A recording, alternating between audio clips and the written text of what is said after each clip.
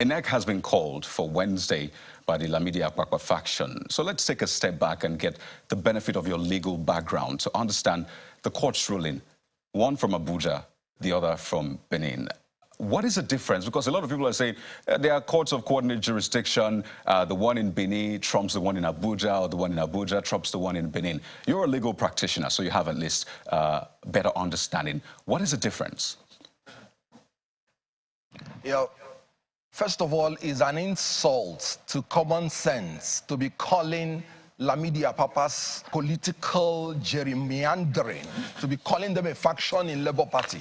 Please, they are political clowns, not worthy to be mentioned with regard to Labour Party. They are politicians of convenience. Mr. OKONKWO, I'd like us to measure, please let's measure the words and speak to the issues. I mean, describing someone as a clown. Good, it might insult their sensibility. So let's speak to the issues, since they're not here to defend themselves. That's what I'm saying.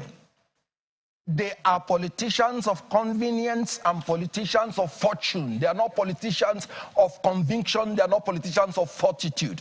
I'm here to tell you that you should not ever call them a faction of Labour Party. There is no crisis in Labour Party. And I refer you to the Labour Party Constitution. Article 13, 1B, IV, says it is only the National Convention that can elect or remove the national officers. And then Article 13, 2B, XVI and XVII. He said it is only the NEC that can replace the vacancy in any national office. And it is only the NEC that can discipline any national officer. So please, these people you're calling that they are a faction of Labour Party, who brought them in as the national officers of Labour Party? Please, they are not in any way any Labour Party national officers. Having said that, you rightly pointed out that there were two orders of courts of coordinate jurisdiction. One from Edo, where the main issue started from, and which the Supreme Court has settled in Suleiman and APC. And I'm talking about 2023, 5 NWLLR, and I'm talking about Part 1877. The Supreme Court made it clear that it is only the court from where the cause of action arose that has jurisdiction to talk about any issue. And that court is located in Edo State. And the court has given an order restraining anybody from restraining the national officers of Labour Party from doing their duties. So the ex parte order by the courts in the Federal Capital Territory, which lacks jurisdiction to entertain it, is null and void.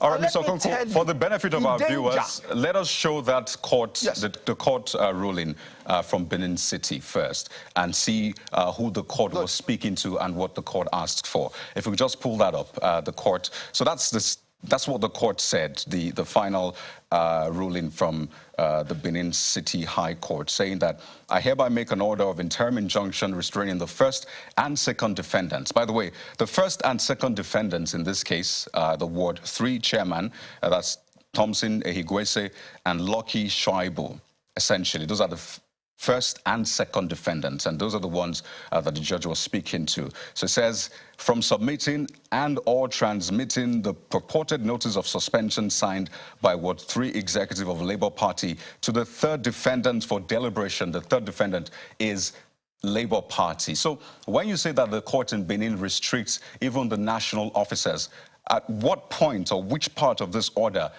does that reflect, or is that reflected, rather? No. I said the courts in the Federal Capital Territory is the one that restrained or purportedly restrained the national officers from acting. The court in Benin City restrained the defendants, that's those people who purportedly suspended the national officers, from doing anything with that illegal suspension. Meaning this is Mr. OKONKWO, pardon me.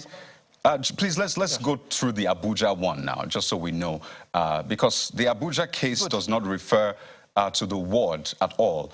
In fact, you can see the defendants, Mr. Abure and others. And the order from the court, if we just go to the lower part, essentially says that the first to the fourth defendant, that from Mr. Abure to Mr. Ojukwu, that their agents, privy servants, employees, and representatives whatsoever described are actually restricted from or restrained from parading themselves as national chairman, national secretary, and all. And then he goes on to say an order is granted abridging the time. So it does not speak to the word which the case in Benin is about. So to that extent, aren't they different?